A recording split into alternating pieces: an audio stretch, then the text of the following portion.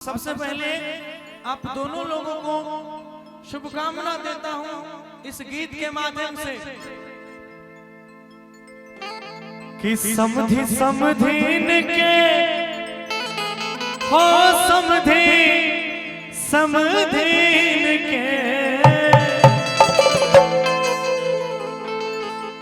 समधि समधीन के हो समधि समधीन के।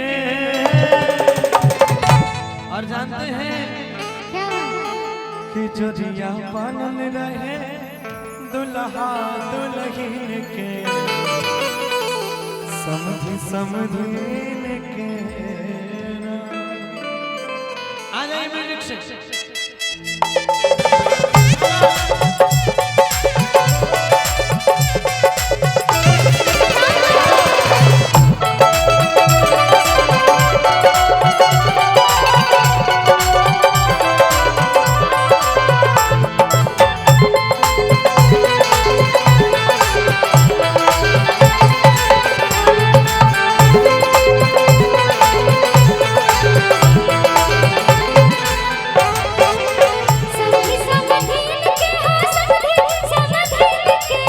समधि समधीन के हो समधि समधीन के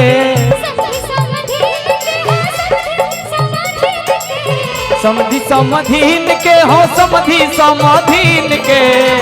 जरिया बनल रहे जरिया बनल रहे दुल्हा दुल्हन के समधि समधीन के। जोड़िया बनल रहे दुल्हा दुल्हन के समधि समधीन के ना। समधि समधीन के हो समधि समधीन के समधि समधीन के हो समधि समधीन के समधि समधीन के हो दुल्हा दुल्हन के। जरिया बनल रहे जरिया बनल रहे दुल्हा दुल्हन के समधि समधीन के। जरिया बनल रहे दुल्हा दुल्हन के समधि समधीन के। अगले जन्म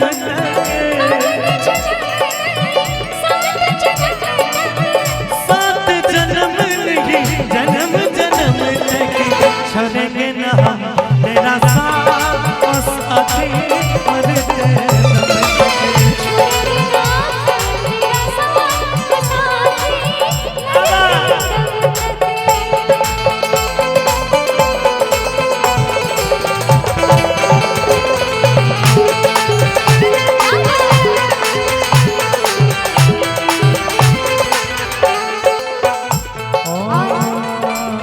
होता का बनाई सगरो चोटल बा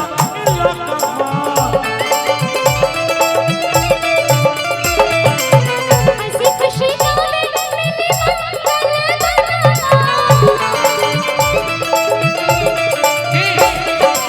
आज इस वधु स्वागत समारोह में इतने लोग आए हैं और साथ में मंगल गीत वो भी हो रहा है। देखिए होता क्या है ब्लेजर में हमको थोड़ा नाचने में कंफर्टेबल नहीं ठीक है आप लगे रहिए। इसलिए हम थोड़ा फ्री होकर काम करना चाहते हैं। एकदम कहेंगे क्या होता का बनाई सगरो चोटल बा इलाका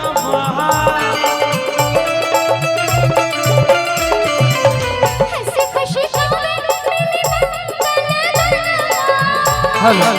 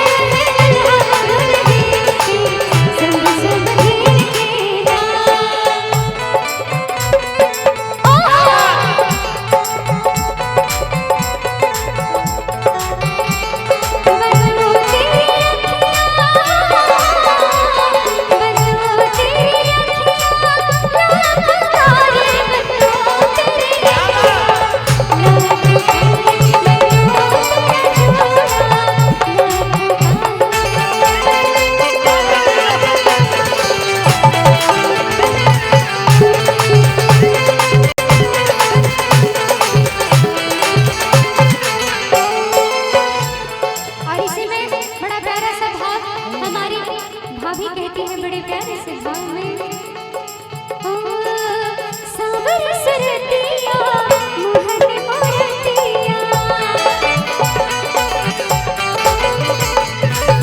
बड़ा मीठ लागे मीठी मीठी बतिया, सावर सरतिया मोहन मोरतिया, बड़ा मीठ लागे मीठी मीठी बतिया, मुझसे पे राजा के लगा गई, मुझसे पे राजा के लगा गई, जैसे सजनी रही हमारे से सखी मेरा गई, जैसे सजनी रही हमारे से सखी मेरा गई, जड़िया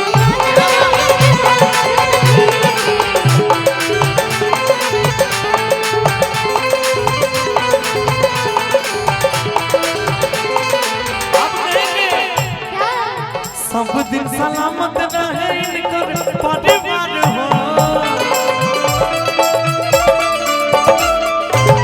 मन धन से रहे भरल भंडार हो, सब दिन सलामत रहे इनकर परिवार हो।